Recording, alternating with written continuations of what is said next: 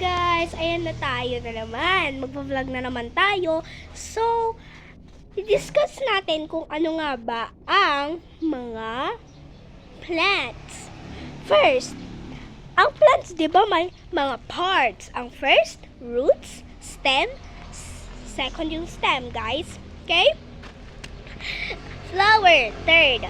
Fourth, fruit. Then, leaves, fifth. So, may limang parts ang isang plant. Iba naman sa tree. So, trunk, branch, leaves, flowers, fruits. Yon, guys. So, ganun ang sistema ng plants. So, ito, guys. Ano nga ba ang paano mag-alaga ng plants? Magdidilig ka muna. Then, alagaan mo siya ng mabuti kapag hindi ka pa sure kung pwede mo nang harvestin, wag na muna mo yung ha-harvestin. Dahil kapag hinarvest nyo na agad yan nang hindi pa malaki ang bunga, baka kayo ang maging masaktan ang tiyan.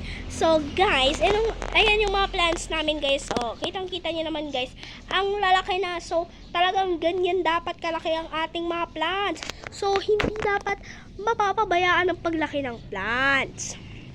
So guys, ano guys, nakinig na kayo?